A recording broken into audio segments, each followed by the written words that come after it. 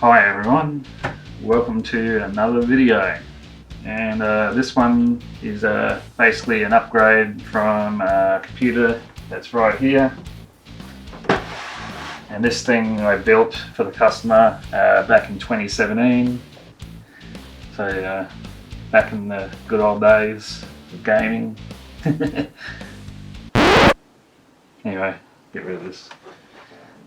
Anyway, yeah, it's got a 1080 in there, good old 1080, and it was liquid cooled, and it was an i7 7700 I think it was, or something like that. And yeah, what's happened is the liquid cooler pump has died, and it's overheating now basically. So it's also 1 year too old to go to Windows 11, so a customer decided it's not worthwhile repairing it. So what we're going to do is we're going to take the 1080 out and put it into a new computer, but it's only going to be, it's not going to be a proper gaming machine. It's just going to be more of a home PC, and then every now and then if they want to, they can play a game or two, but it's not going to be anything significant. So that's the job. Yeah, this unusual cases back in 2017. I think this is I think it's a thermal take. But it had this like curved side on it. So yeah, it just comes off as one big piece. Come on.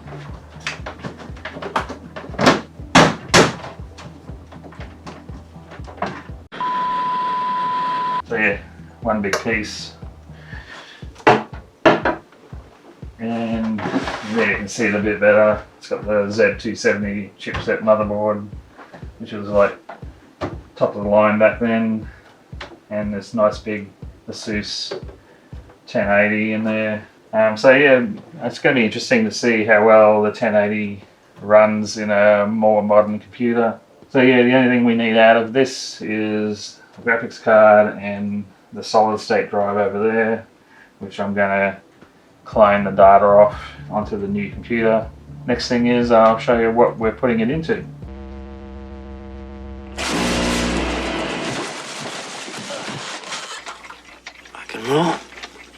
Alright, so here's what we're going to put the 1080 from that old computer into.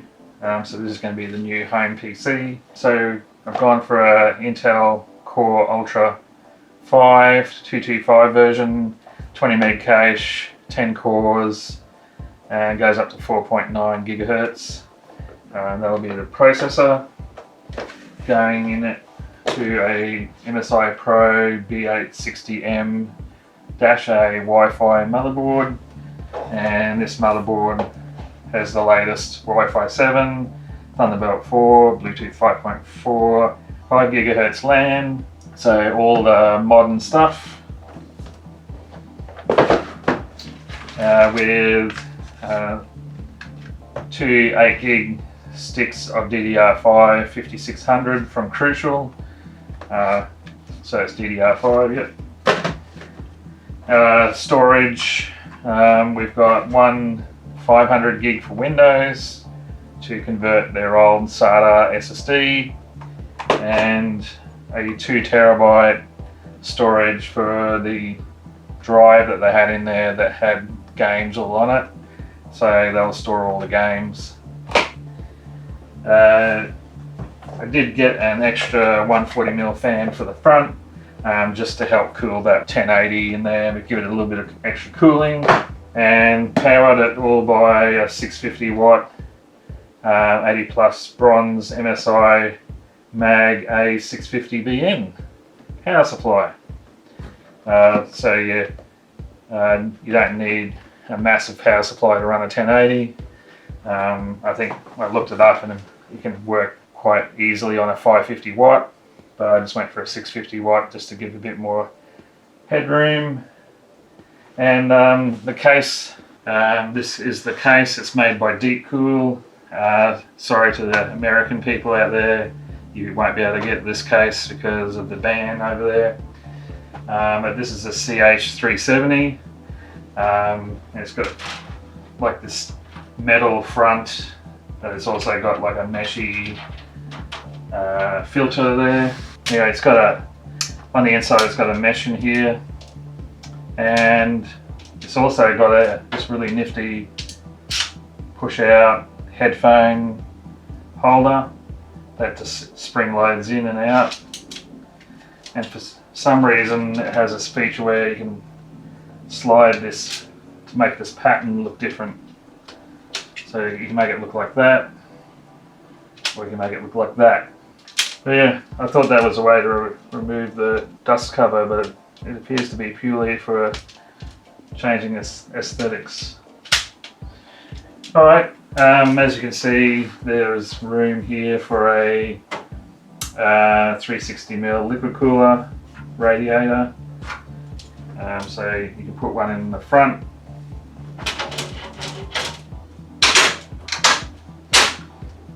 And on the roof, it looks like you can also have a 360mm radiator. And you've got your power, USB headphone combo reset, and it looks like the activity LED or power LED up here. Removable dust filter for the top, and it's magnetic. The side comes off by just pulling on a tab. It seems to be magnetically held on, so no screws.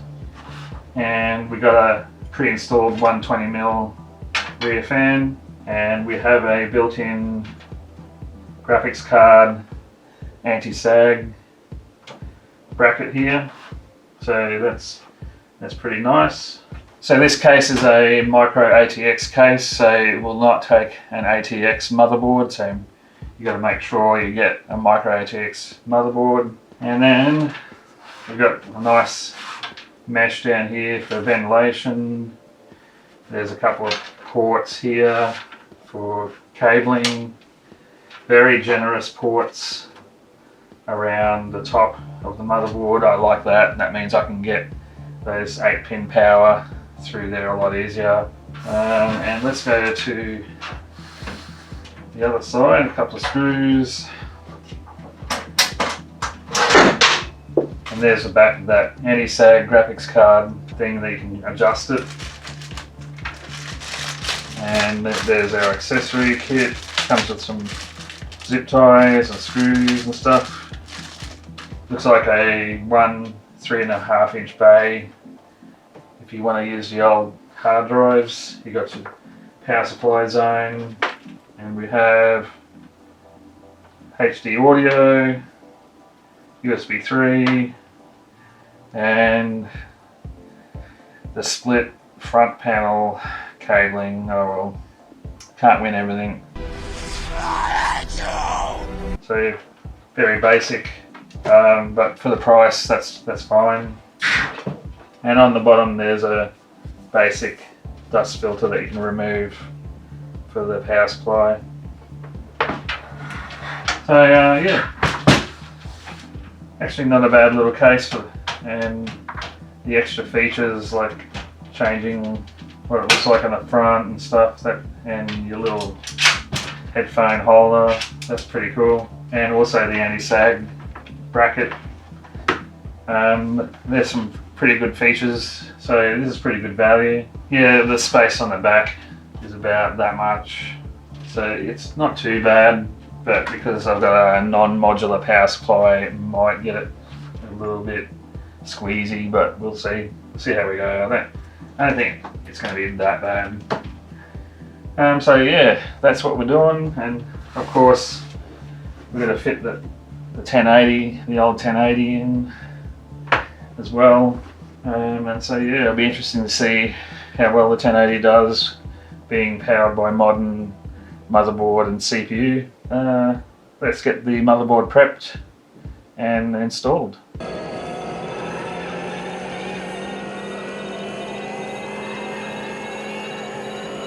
But I just wanted to show you a couple of things. So the new Ultra Series processors, this is what the Intel Genuine fan looks like now. They've changed the design again, so it's got this plastic shroud now, and it comes pre-installed with some paste, which I'll probably replace. A little bit different to the last ones, but they had the 13th and 14th gen, which I wasn't real keen on. I found the locking clamps to be a bit finicky. So we'll see how well this one goes. And the motherboard, very nice, and it's got the quick release SSD. And one thing that I noticed that was interesting about this is on the back is where the third NVMe slot is. So just something to be aware of if you're going to be setting up a computer, that you'd probably have to fit that before you put the motherboard in, because you're not going to be able to do it later on. So yeah, if you're going to intend to use this slot, you're going to have to get your SSD on first before you can put it in. Otherwise you're just going to have to pull the whole thing apart. There's the IO shield, quite nice.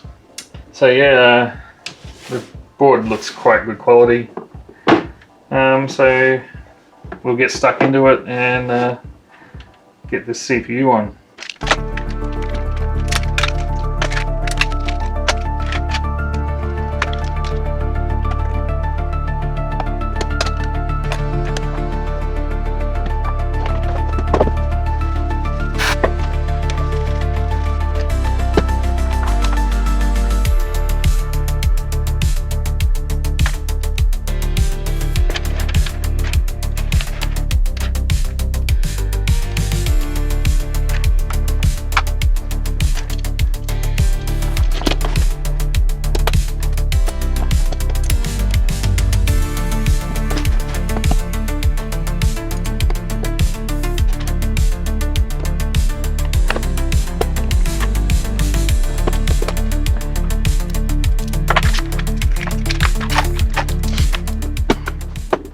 There we go, yeah, it's all mounted now, CPU, heatsink and RAM.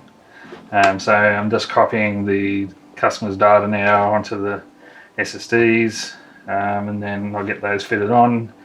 But while I'm waiting for that, I'm going to prep the case with the power supply. So we'll do that right now. I thought I'd just quickly show you this. This is supposed to be a more high-end fan from Deepcool, the FT14. So it's a 140mm fan, and it's supposed to have these special bearings in it. Pole closed loop FDC motor. So I'm not sure what makes it so good, but apparently it's supposed to have a very long life and run really quiet. And they're so impressed with it that they put a clear panel so you can see the motor for the fan. And this fan's was about 35 bucks, so it wasn't cheap. But I just thought it'd be good to have a nice, quite bigger 140mm fan, just to help push some more air through because of the graphics card that's going to be in it. I'm going to fit this in instead of a radiator, of course. So we'll get this connected up, and I guess we'll see if it lives up to its price tag and all the claims it makes. Unfortunately, again, because it's Deepcool, you won't be able to get that fan in America.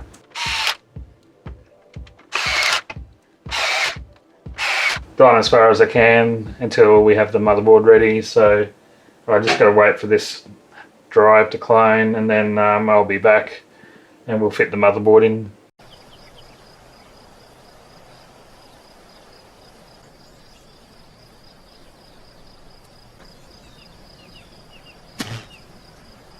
Alright, so it's been a couple of days since I filmed on this job, and now I've got the data cloned and on the SSDs, so we're now ready to fit that into the case, which I prepared earlier.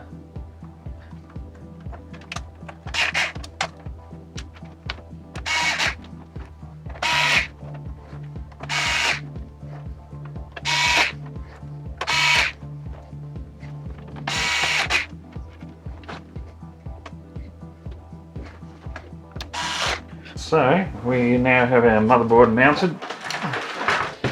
So now we're ready to basically, or cable it. After we've done that, we can then put the graphics card in, the 1080, and then we can do a first turn on and see if it all works. Alright, let's do the cabling. 15 minutes later. Alright, so here we are, we got it all set up. Let's turn it on.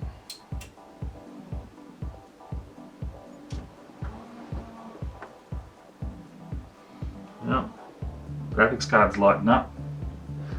Fans are spinning. Question is, do we get a picture on the screen? I heard the fan calm down, so that's a good sign. And we have a picture. And yeah, it's booting from the client drive. So we are sweet.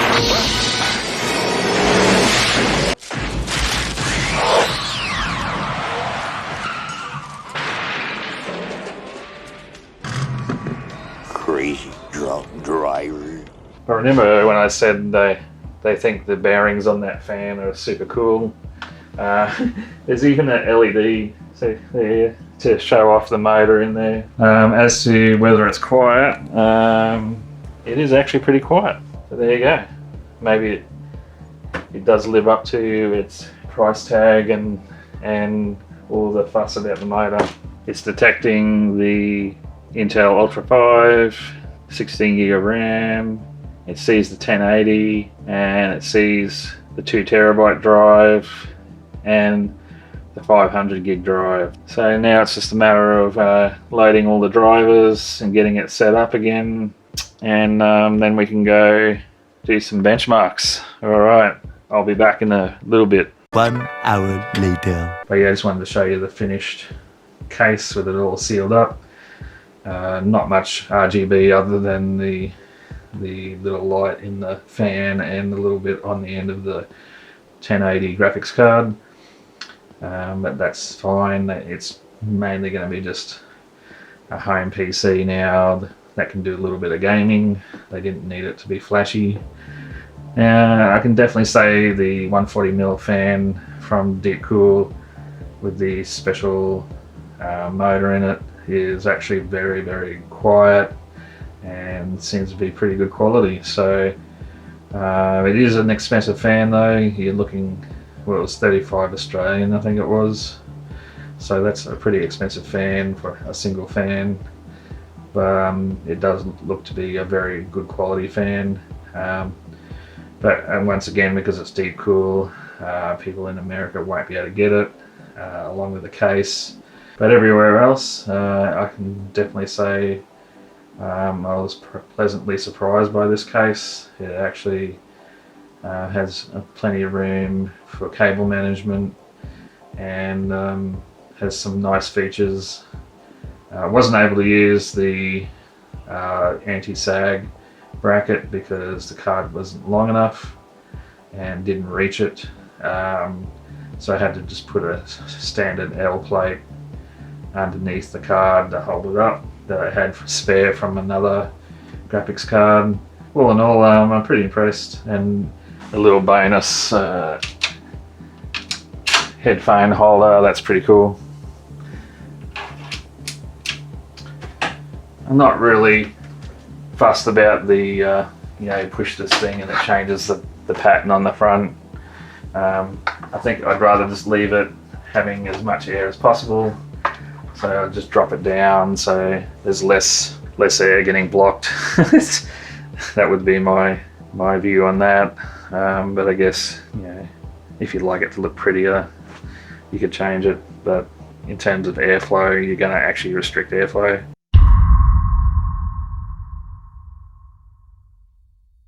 Three days later. So yeah, when I was almost done with this computer, I discovered that there was a major corruption problem with the Windows that I cloned over. I didn't know about it until I went to activate, and I could not activate with the key I had. Thinking it was a bad key, I tried another key, same deal, and then after some research discovered it's a Windows corruption issue. Tried to fix it, and got nowhere. So I was forced to reload Windows again. Then I ran the benchmark after doing all that and found out the graphics card is overheating, and it was getting a really bad score. So pulled out the graphics card, and I had to clean that all up, put some new thermal paste in it, and this is like the second time I've had to do this to the exact same card for the customer. I don't know if it means it's a bad card, but it does seem to dry out its thermal paste quicker than other cards I've come across. But anyway, did that, put it all back together, chucked it back in the computer, and then I reran the benchmark, and that's where we'll take it up. Alright, superposition's back on. Running the test again. It'd be interesting to see running cooler gives it a better score or not, because I have heard that when they get too hot they lower their clock speeds to compensate, so it is possible. And already I'm seeing, because it was sitting around 28 average, now it's 31 average, so it appears to be true. The fans are way quieter and we're getting 68 degrees while doing this test. Before it was like 93. Wow. Oh, that's up to 70 now, okay. But yeah, still dropping from 93 down to like 70 degrees. That's 23 degrees, that's crazy. Yeah, our average is 31 now, so that's added 3 frames a second just from cooling it correctly. So temperatures do matter when it comes to your graphics card. Yeah, you want it to run cool, so your clocks will go up. But still, yeah, it's still only like 30, 31 average, so pretty low for today's standards. And this is done 1080p as well, so yeah, you wouldn't be able to run higher resolution screens on this and still play games. Not very well anyway. So yeah, as you can see, we've got a score of 4097, and prior to me fixing the paste and cooling the card better, we got a score of 3765. So that's a significant improvement just by cooling the card down.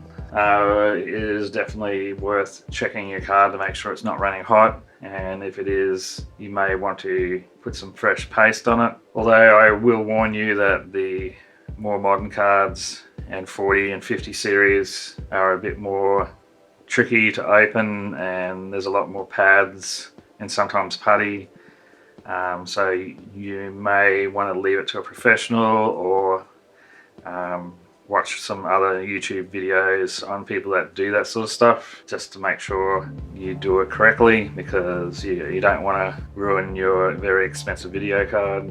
But I find most of the modern cards have a lot better cooling systems on them, and they don't tend to get this problem as much. But definitely worthwhile doing what I did, and we've got a much better result, and the fans were so much quieter during that test. So I'm now 100% happy with this computer. It can go out. So that's going to be it for today. That's the end of the video, for real this time. And I will see you in the next one. Bye for now.